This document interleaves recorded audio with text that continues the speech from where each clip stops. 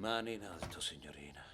Che vuoi? Le mani in alto e le mutande in basso. Levale piano, piano. Oh, amore, come sei bello. Tu sei bella. No, tu.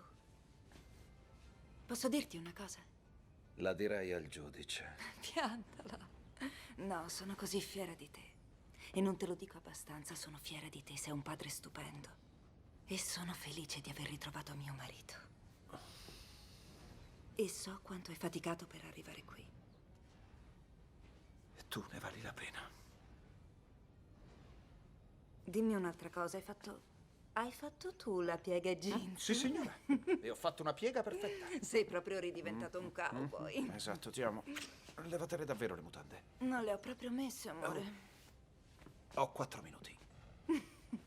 E dici che ti bastano? No, me ne bastano 2. Ma poi voglio 2 minuti per guardarti. Non stai andando al poligono? Con chi ci vai? È un ex marine. La madre me l'ha chiesto 1000 volte, fa la parcheggiatrice alla scuola elementare. Mi ha detto: può aiutare mio figlio? E oggi è l'unico giorno che posso, ma sarò impegnato solo per qualche ora. Torno presto. Sì. Tu intanto con le mutande. Non che c'è? Papà, Che c'è? giochiamo a Skylanders. No, adesso non ho tempo. Giochiamo quando torno, ma... No, tu sei a livello 8, non vale. Io sono ancora a livello 4 e non voglio vincere. Mi devi far vincere. Te lo scordi? Spingi l'orso. Spingi cosa? Spingi l'orso. Spingi cosa?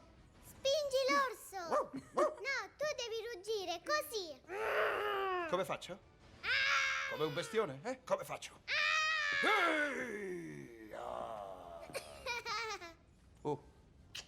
Ok, campione. Badi tu alle nostre donne? Sì. Ok, è una grossa responsabilità. Te la senti? A dopo, amore. Ti amo. Ti amo anch'io.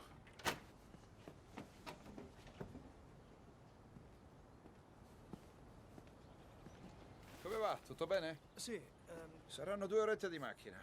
Spariamo qualche colpo e ci facciamo 2 chiacchiere. Che ne dici? sì, mi piace. Ok, andiamo. Grazie. Ok. Hai già mangiato? Prendiamo qualcosa mentre andiamo.